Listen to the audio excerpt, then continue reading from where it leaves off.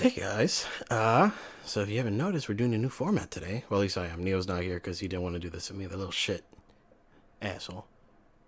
Anyways, yeah, Damon Porst music. Fuck that guy and his beautiful voice. He actually suggested, um, that I do these reviews again, but this time to add personality.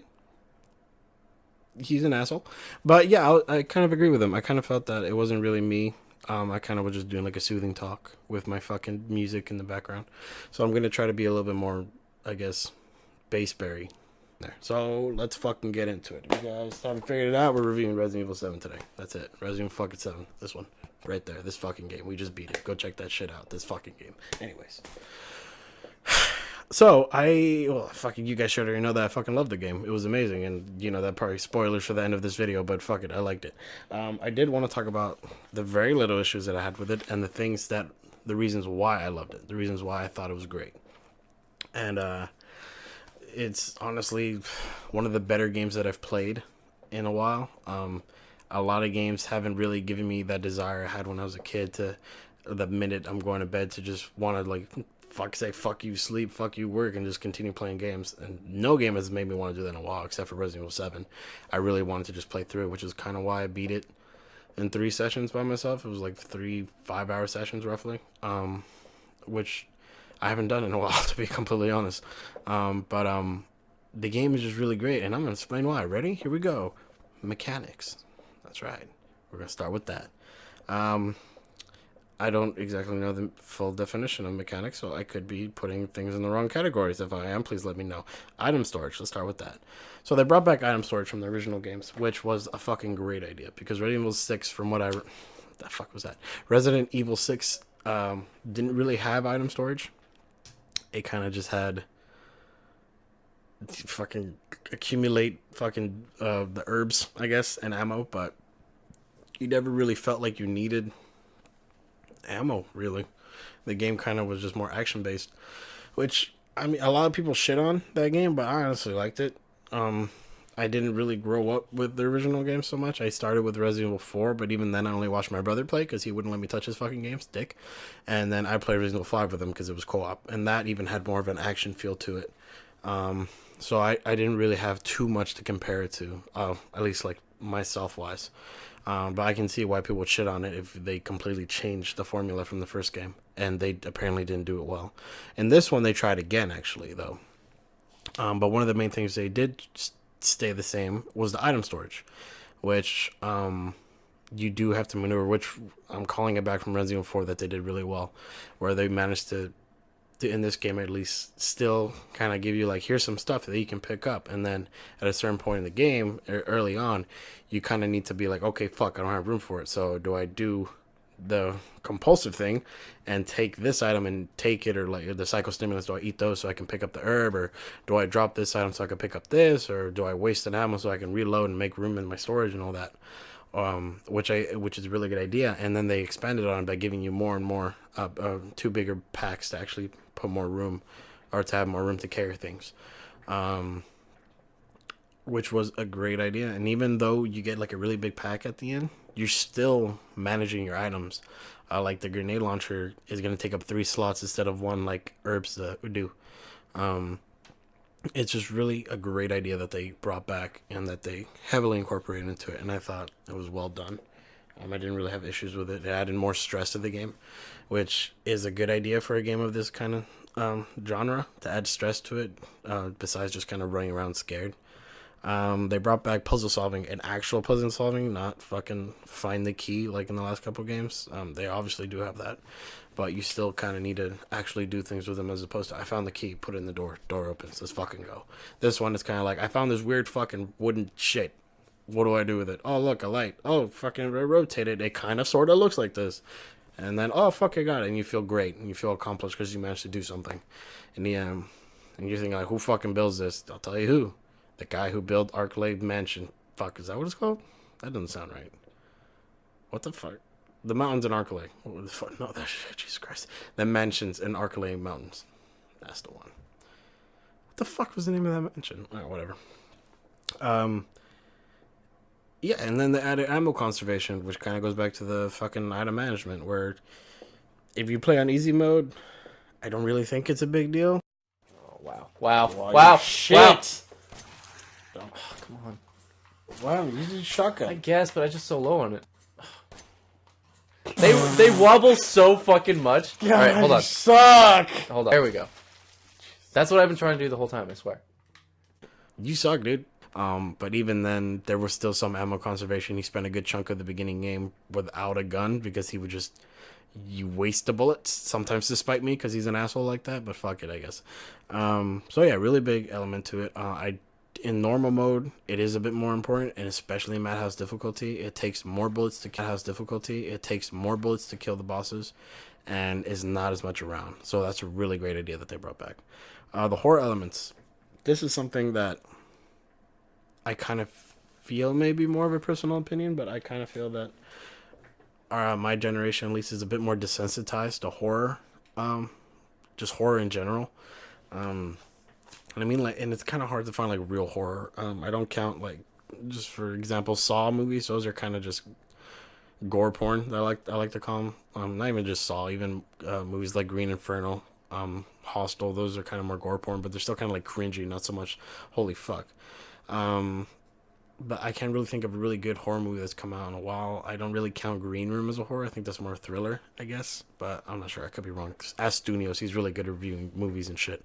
But going into video games, we're kind of desensitized to the whole thing, especially third-person horror games, which come a lot. Dead Space 1 did it really well. Dead Space 2 was a good sequel to it. Dead Space 3 felt like more like an action game. Fucking look at that. Resident Evil started off in third person. It still scared the shit out of you. I don't know what it is anymore. That third person, it's just kind of harder to scare at this point. The idea of a looming threat, like if you turn a hallway and you kind of see a zombie or a monster or whatever at the end of the hall, it doesn't scare you as much as it should. And with first person horror games, it kind of adds an extra, like, an ounce of vulnerability. You can't see all around. You can only see straight ahead, as it should be. So like if you're walking down a hallway and you think you heard something, or even worse, you didn't hear anything, you turn and there's fucking Jack Baker coming at you, or one of the molded or whatever. A really good example of this kind of horror is Outlast, even though that's less, I guess, I don't know, I wouldn't say action horror. I guess Resident Evil still is kind of action horror because you get weapons. Outlast, not so much from what I recall. But that's a really good example of it. And just first person horror tends to be just a bit more, I guess, fear-inducing, especially with their mechanics. If the mechanics can make you want to not do it, and because you're scared you're gonna because you're worried you're gonna get scared, such as when I taught Neo to press down B and makes you do a 180 completely, fucking or not even halfway through the game, he didn't want to do it because he didn't want to turn and see something, because that's just gonna scare the shit out of you. That's fucking great. If a game can make you feel that way about its mechanic, that's a fucking job well done, man. I'm done with that. Moving on. There's no hand holding, which is great. I get why games do that, but I'm just so fucking sick of tutorials. I really don't want to start new games just because of the fucking tutorials. It's just fucking, I mean, I get it, for new players it's really good, but I'm fucking sick of tutorials.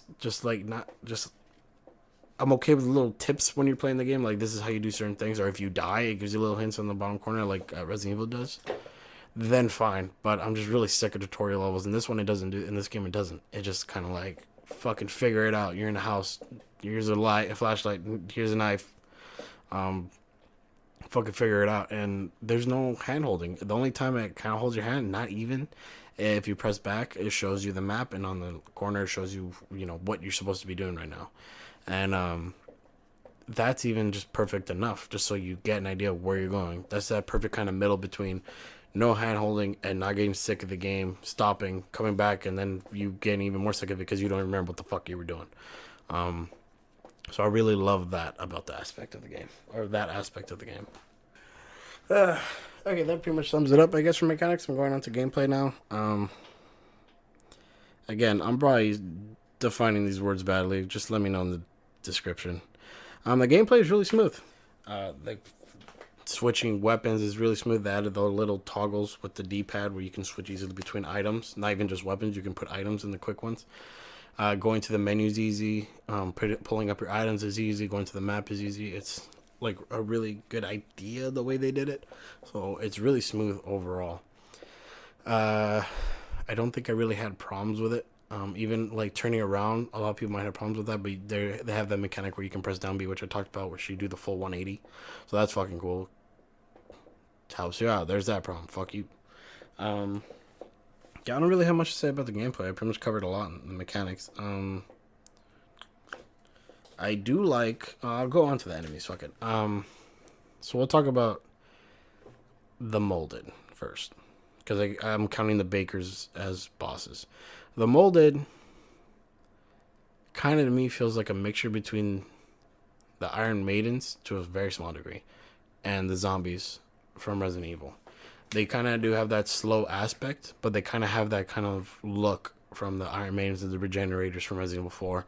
It's just they just look fucking creepy, and like just like the sight of them is just it's just unnerving because they kind of have like there's some like maybe I'll put up a picture, but they have the teeth and the mouth and the face, and they're just fucking just in your face, just blah blah blah. And I don't like it. I don't like it. I don't like it. I know. And they just have like a domineering figure. If you in a really well lit spot, if you turn and you see it, it's still gonna scare the shit out of you. Or at least that's how I felt. Even though I think I played the game twice, and even I was still getting scared of them. So that's really good design on their part. One of the biggest thing is they built on the character on the enemy. They didn't just have the one that you encounter. They also had the one that crawls. They have one with the super sword for its hand. I don't know. They're like the nightmare sword on its hand. That was weird. And they have the ones that puke, which I should really look up those names. But they even added the ones that puke, and they kind of make them little mini bosses. So that was a really great idea to never make the game stale, which is a really big thing. They didn't make the game stale at all. The Baker family. Let's fucking break it down here. All right, so let's start with Jack Baker, who is by far my favorite character in the game. He is such a fucking well-rounded character. But let's just start with it, with just his I guess gameplay function. So you encounter him in the demo, and then you encounter him in the beginning of the game. And if you notice, throughout the game, it's kind of cut off by sections. It's Jack Baker, Marguerite Baker, and then Lucas Baker, and then Jack Baker again, and then it's something completely different, which we won't get into right now. But Jack Baker kind of just stalks you, and that's kind of something different to the game. It's kind of reminiscent of like Dr. Salvador. Oh fuck, I may have fucked that up. That chainsaw guy from Resident Evil 4, where it's this new character that can kill you one hit and chases you around, and Jack Baker can essentially do that, except not the one hit to a degree. I don't think so, but he can't fucking destroy you. If you try running away, he can catch up and grab you and turn you around. He can burst through fucking walls. He can do a whole bunch of shit. He's a completely different enemy to the molded, and the biggest thing is he taunts you, and that kind of gives him a different quality to it. It's not like the silent molded come after you. He's this person that wants to fuck you up pretty much. So that adds a lot of depth and dynamic to the game. Marguerite, you would think that they would take the easy way, and they would just make it like Jack Baker but a woman. Marguerite has a completely different personality, which they did really fucking well. She is the matriarch of the family. She feeds. She kind of gives you an idea that she wants you to be part of the family. And she, in the dining scene where she's telling you to eat, and then when you don't show you eat, that's like an insult to her. So she starts flipping out, which kind of shows that she's unstable. Obviously, if her eating the bug wasn't enough, and there's intestines on the table, but let's just ignore that. And then when you're playing with her, it's a completely different dynamic than from Jack. Jack's walking around actively searching for you, and like when he sees you, he just like walks right up and he's bursting through doors and shit. Marguerite is slowly walking with the lantern, and the lantern gives you the idea that she's coming, or not the idea, sorry, the presence of her. It just shows up, and she's, what the fuck word am I looking for? I really wish Neo was here. Whatever. You see the lantern, you know it's her, you start to flip the fuck out. That's pretty much what I'm trying to say. So put that in smart words, someone. But yeah, it kind of adds like a different dynamic to the game when Marguerite comes into play. You can kind of see her from far away, and you kind of still get that whole like, oh fuck, I'm gonna go this way, because she can fuck you up, because it's not a fucking shovel or the weird chainsaw scissors that Jack has. It's the bugs, and the bugs are not something that you can actively attack, the little ones especially, unless you have the flamethrower, which you don't get immediately. So it adds a new aspect and balance to the game and dynamics that just completely throw you off, and again, doesn't make the gameplay stale. You're still going around a house, completely different rooms, but now you have different obstacles. You have the bugs, you have the nests, you have Marguerite, you have spiders on the door that have hidden items, and all this, you're still trying to puzzle solve and find items and all that. So, again, that's great. Moving on to Lucas, which he's kind of the one I had an issue with, but we'll get to that. Lucas, again, it adds a different kind of dynamic, but it's not as intense as in your face as Marguerite was, where it's just a clear, drastic difference. This one, it is a clear difference, but it's not so much in your face, but kind of the threat of danger, because Lucas has the first thing that gives you the sense when you're sitting down and the TV explodes. Then you go through and you notice strings, and it's a mine trap that if you walk through it, you're fucked, tripwire. So then that adds to where you're thinking like, okay, what the fuck? Where are these things going to be? And going to keep an eye out. And then you're going through and you're cutting the boxes, or when Lucas kind of gives you a hint, you open the door and he's like, what's wrong? It's just a box. And you're like, what the fuck? So you waste a bullet shooting it, and it's not a bomb. And you keep through it. It's like, okay, he was just fucking with me. And then you get to one and it just blows up and you're like, what the fuck? He wasn't fucking with me. So then it makes you paranoid of the things around you, which adds a different dynamic. Like I just said, stops the game from being stale. Would you fucking look at that? Are you seeing a fucking pattern here? Do you see the pattern? Do you see how it's going? Like, hey, it's not stale. The little fuck is getting stale. Let's add a new fucking thing to it. Oh shit, let's fucking do a new thing. Not a fucking pattern, boys. It's a fucking pattern. Anyways, the kind of last thing is obviously we go through a little boss fight. You go through a maze of his house like normal, and then you come to the last puzzle solving, which is the heaviest puzzle that pretty much you did, where you're actively trying to solve it. And it's obviously like in your face puzzle as opposed to just finding an item, shifting it, shadow, cool, whatever. Which is also really awesome. Did I say awesome twice? Never mind. So you beat it, and the part I'll just mention real quick. The part that kind of bugged me about it is that you never see Lucas again after that. Which I think I heard rumors that in the Not a Hero DLC, it's one of the characters chasing down Lucas. I'll mention that later. I'll spoil who that is later. If you guys, I think I put a spoiler. Anyways, it's Redfield hunting Lucas. I'll put the spoiler up in the beginning of the video to avoid that. So maybe they'll touch up on that a bit more. I'm not sure. I kind of just bugged me that he disappeared without really a full confrontation with Ethan, but I'm sure they'll fix that. I'm holding my reservations about that later. Moving on, we'll talk about the story. So the biggest thing that I liked was the voice acting. A game is only going to be as good and as lasting and as dynamic as the people that you're interacting with in the game.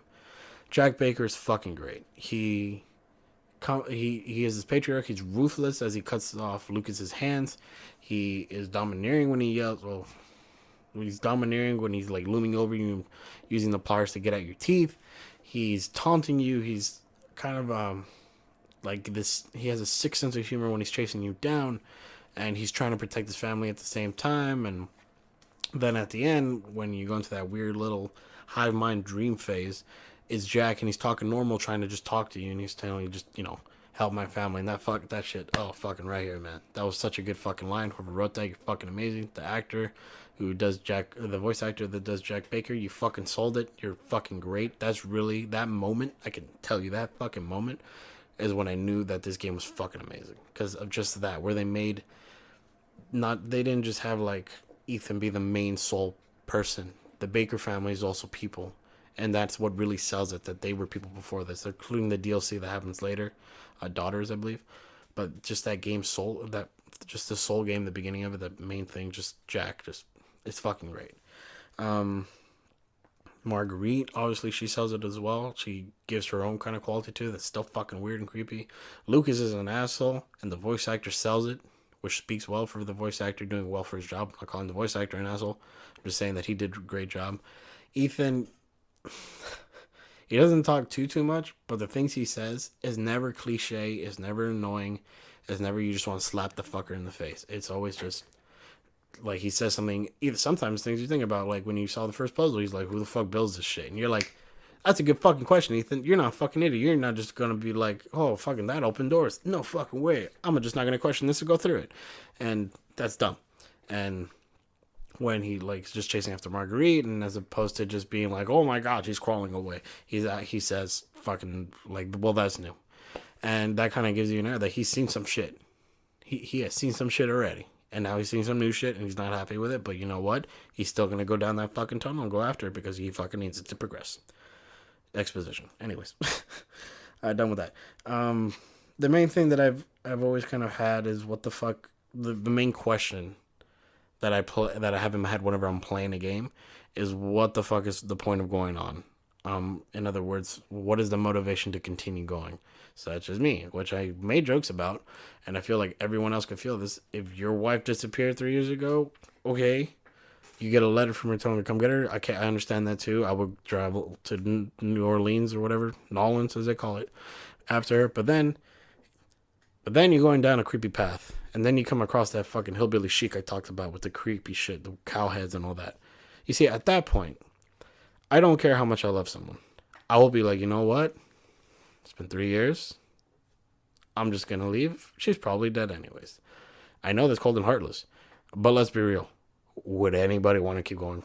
In this, I kind of had that feeling like I get it. It's his wife. But, like, really, dude? You had a chance to, like, bail. You should have just fucking bailed. But fuck it, whatever. Your wife loved, blah, blah, blah. Anyways. But yeah, that's one of the main things I always have. This one, I didn't really see one. I guess that's kind of an issue for me, but not like a huge one. In any games like that. Call of Duty never has that issue because you're a soldier and you're just doing what you're supposed to be fucking doing. Dead Space somewhat had that issue. Well, you were trying to save the world, so there's that. The world? Space? The space world? Fuck it. Bioshock, you didn't really have a choice. No, sorry. Yeah. Bioshock, you didn't have a choice. Kind of. Beginning, you had a choice. Just shut up. It was fresh to death. Wow, that was bad. It was really a fresh story overall. It kind of gave me hints of Texas Chainsaw Massacre, but then not even that. Only with the time I got the hints when they're eating around the humans, they're eating fucking intestines and shit, and that whole image kind of really reminded me of Texas Chainsaw Massacre, which I think was done on purpose, but as opposed to the other storylines where it's like, terrorists, they released a bioweapon, here it is, fucking zombies everywhere, go in there. And why do you go in there? President's daughter. I guess the fifth one is your job. I guess they're all terrorists. I think all the games are terrorists, yeah, except for the first one. I don't fucking know. Someone tell me in the comments. But in this one, it wasn't so much terror. The whole bioweapon was kind of a second storyline to it. The first main storyline for the first two acts was just finding your wife / surviving. I think at that point, I think Ethan's motivation was just to survive and hopefully find his wife. And even then, it wasn't terrorism. It was just bioweapons, which normally I'd be like, all right, that's just normal. But they didn't. I forgive it because that's kind of just one of the small little callbacks to the other games that they included. Some of the things were like Easter eggs, like the painting of Arklay Mountains, the author that wrote the newspaper, the one that wrote the book, Clive R. Owen, I believe his name was, just little things like that. Spencer Mansion, that was it. I'm going to just cut this and put it in the front. Where's it going? Oh, fuck, man, this is really bad. I'm bad at this. Yeah, the story was a fresh take. You kind of sympathized with Ethan to a degree. I found myself sympathizing more with Jack, actually. He wanted it to stop so his family could be free, which is great. The main thing I guess I want to mention is just, as far as stories, is the plot twists, a new take on the story, which I already mentioned, and just the feel of it. So let's start with the feel of it. It's a horror game. But even though it's a horror game, after a while, you're just not going to get as scared as much. You're going to know and anticipate, and you're going to be used to the mechanics of the game, so you're not going to be too worried. I found myself like that up to Lucas's, where you had a gun, you kind of knew how to use it, you knew what to expect from the molded. The puzzles were different, but the molded weren't, so you weren't so much scared of them. But then it shifts, because now you're in the shoes of Zoe. Is that her name? Zoe, yeah. And you're back to the beginning of the game, essentially. You have no weapons. You're in a completely new place that you've never seen before, that you didn't even see a hint of in the demo. You're in a new surrounding, But the only thing difference now is fucking blammo. Look, fucking enemies that you dealt with guns that you didn't run away from. Now you have to run away from them. It completely shifts and it adds that horror element back to it. Now you're fucking like, all right, I'm stressed out again. Now I gotta find a way to get the fuck out of here. And that's what I love about it. A lot of games, such as like, I guess Bioshock is a good idea, a good one, or even Dead Space, you kind of don't feel a sense of danger until you're handed a weapon. Because like in Bioshock, when you get down to Rapture, you're safe. You have the turrets and everything, and it's just trying to scare you. But none of them actually interact with you. But once you get the wrench, that's when you're given the power to fight back. And that's when the fear of actual confrontation starts kicking in. Resident Evil 7, the second half, did not have that. They just threw you in and it's like, look, you're going to be fucking confronting shit all day. Welcome fucking back to high school. Now you're confronting zombies. High school, I had a very bad high school experience. So that reference may not be applicable to everyone. To those of you that had a good high school experience, fuck you. Continuing. The plot twist. Here's the thing. If you were paying attention, the plot twists aren't that heavy. But even if you were paying attention, that plot twist is super satisfying. The main one I'm talking about is Grandma Baker, who, if you haven't played the game, spoiler, really big spoiler, Grandma Baker is actually Evelyn, fucking hell, E-0-001, her, the bioweapon. The first clue I pointed out to Neo in the gameplay is the photograph. It's Grandma Baker, and if you flip it around, it says E-001. You have no idea what that means. You haven't a fucking clue. And by the time you actually get a clue, you've fucking completely forgot about this insignificant photograph that you don't really care about. Then you come across Lucas's letters back and forth to whatever company that was. And he mentions that she's looking weird, that her hair is getting gray. And when I was playing, that's the point where it kind of just clicked. Oh, sorry, not that point. It was when I found myself back in the basement that it clicked. I was like, holy fuck. The grandma's the bioweapon. The photograph and the fucking letter. That's what pieced it together for me. I don't know if I missed other clues, but those two are the things that I was like, no fucking way. So then when I got to it, and when it shows you her, I was like, I fucking knew it. Fucking knew it. Which is a great feeling. And they did really well. Even if you weren't paying attention, you're either going to have super gratifying that you called it, or you're going to be completely fucking shocked, or you're going to be like, no fucking way. It was the grandma? Well, that explains why she kept fucking teleporting all over the fucking house. No, it doesn't. How the fuck did she keep teleporting around the house? She can't fucking travel through stairs. Did she just fucking fake it? And she just pick up the stairs and run up? Or, sorry, pick up the old chair and run up the stairs and fucking knew we were? I don't fucking... Whatever. Anyways. That's pretty much it for the story. It was just really well written. I really loved it. I'm a big story buff. I like games with story. I don't play multiplayer games whatsoever. So if I continue to review stuff, I'm not going to talk about multiplayer whatsoever. I'm just going to focus on the story just because I love books. I love scripts. I love anything that has to do with writing. I'm trying to be a writer, not doing very well, but I'm doing my best. And so I try to focus more on that. And I got to say, Resident Evil 7, it was fresh. I loved it. It was really well written. I have no issues with the story whatsoever, except for the reason why the fuck would Ethan still try to look for her, even after all the shit. He gets his hand fucking cut off. That's nuts. Anyways, yeah, that's one problem I had. How the fuck does his hand still work? That makes no sense. I'm not okay with that. That still bugs me, but whatever. I guess it was for a fact. So little miscellaneous issues I want to talk about. I already talked about Lucas. I didn't like that he kind of just disappeared. You didn't really get to confront him. That was kind of irks me, but hopefully you can confront him later in the game. This is not so much an issue. I think I'm just making it an issue. Redfield. And you're probably like, yeah, what the fuck is he doing working for Umbrella? He fucking hates it. That's not the issue. He doesn't look like Chris Redfield. I mean, at least in Chris Redfield 1, from Resident Evil 1, and Chris Redfield from Resident Evil 5, the only really stark difference was that he had a beard and he took a shit ton of steroids. And then Resident Evil 5 and Resident Evil 6, he weaned off the steroids, but he still essentially looked the same. And this one, he didn't look drastically different, but he did look different. So when he said Redfield, I didn't immediately think Chris. I thought like, holy fuck, there's a third fucking Redfield, not just two of them. Holy shit! But I guess it could be Chris. We don't exactly know the timeline for Resident Evil 7. So, mate, for all we know, this could be fucking their kid or one of the Redfield's kids, which would be kind of weird. But also kind of makes sense because which leads to my next topic, Umbrella. Redfield's working for Umbrella, which doesn't necessarily make sense right now. I'm really hoping for the Not a Hero DLC to really open that up. They didn't seem as malevolent, which if they did that intentionally, like when they touch down, you immediately think like, all right, I'm gonna get fucking executed by these assholes because they're Umbrella, because that's what we've been kind of shown to see, that Umbrella's just this huge bad guy.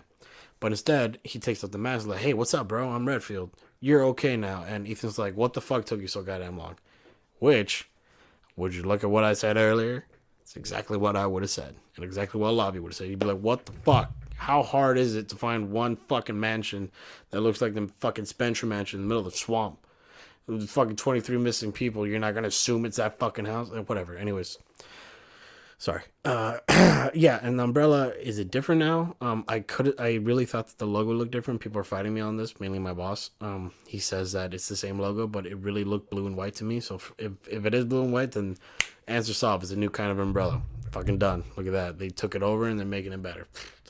But yeah, that's pretty much all really I have to say. This is probably a long video. I'll probably try and cut it. So going back to the normal verdict, replayability. Yes, there's a lot of it. As soon as I beat it, I wanted to play it again, and it's still just as fun. You can unlock certain things like infinite ammo, which has become kind of a staple in the recent games, especially Resident Evil 6 and 5. You can unlock other items like glasses where you can see items instead of having psychostimulants on all the time, running shoes, just stuff like that. So there is replayability, especially with the Madhouse difficulty. Enjoyment, it's fucking great. I can't think of someone that wouldn't enjoy this unless you're young.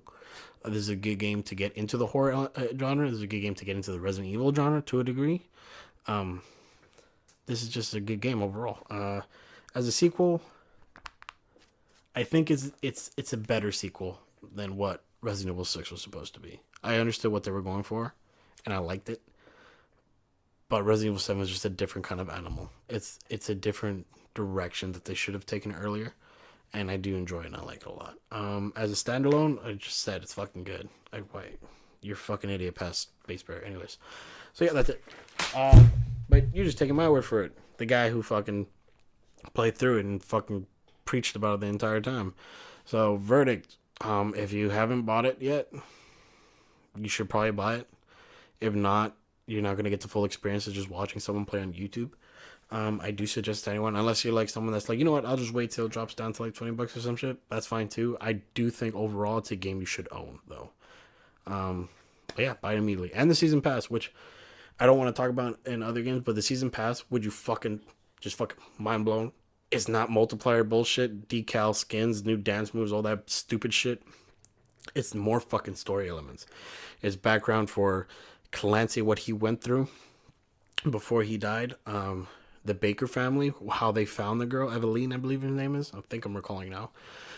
And then Not a Hero DLC. I'm probably going to be buying the season pass soon. And the only season pass I've ever bought in my entire life was for the Doom. And I somewhat regret that, to be honest, because it's just maps and demons. And then the rest of this shit I don't really fucking care about. So yeah, thanks for watching, guys. That's pretty much it for the video. There's probably going to be a really, really apparent cut right there. For reasons. But yeah, thanks for watching, guys. If you guys like this, you should fucking leave a like, I guess. I'm not used to this. More importantly, if you didn't like it, put in the comments why you didn't, and if you did like it, put in the comments why you did. So just so I know what I did right and what I could be doing better. Constructive criticism, please. If you tell me to kill myself, please give me some kind of suggestion. Don't just tell me, kill yourself. Be like, get some rope, tie a noose. This is how you do it. Go fucking hang yourself from the rafters. Or drink bleach or some shit. I don't know. I don't give a fuck. But do that shit. And I will see you in the next video. Peace out, bitches.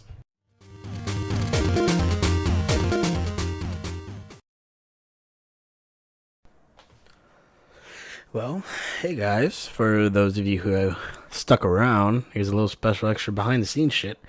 So I tried to end the video with a little bit where I call a cub and ask their opinion, but it was supposed to be like really late at night. Right now it's midnight, so it would have been 3 or 4 of their time.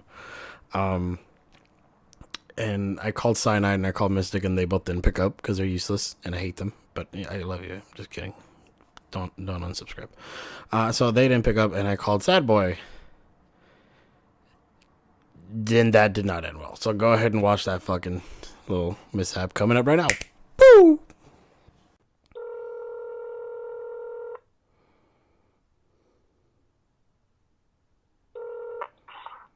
Hello, Marco. Why are you whispering? It's when you guys both asked that the same question. I'm in a hospital right now. What's up? Oh, man. Why are you at the hospital? I'm not admitted. I'm just in a hospital. Why are you at the hospital? I'm here with Karen. Okay, she alright? No, she's not admitted either. What the fuck is good? We're just hanging out in the hospital. You're- That's her grandmother. You're such a horrible person. I'm gonna be straight with you. I was trying to do a bit for a video, but this kind of backfired. What do you mean? I was trying to do a little bit where I call one of our Cubs really late and ask them their opinion on a game I'm reviewing. But I don't think I should do this to someone who's at the hospital. I think you should include this in the video. I'm gonna do it, but I don't think. I think I'm just gonna give up at this point. And I'll do it for the next video. Yeah. Don't worry, next time I won't be in hospital. Thanks, I appreciate that. You're ruining my bit. All right, man. Ruining your bit. All right, I'll talk to you later. Let me know how that goes. Alright, I will. All right, bye. Bye. All right, guys. That's gonna be the end of the video. Ba-da-ba-ba-da-ba. I'm a failure.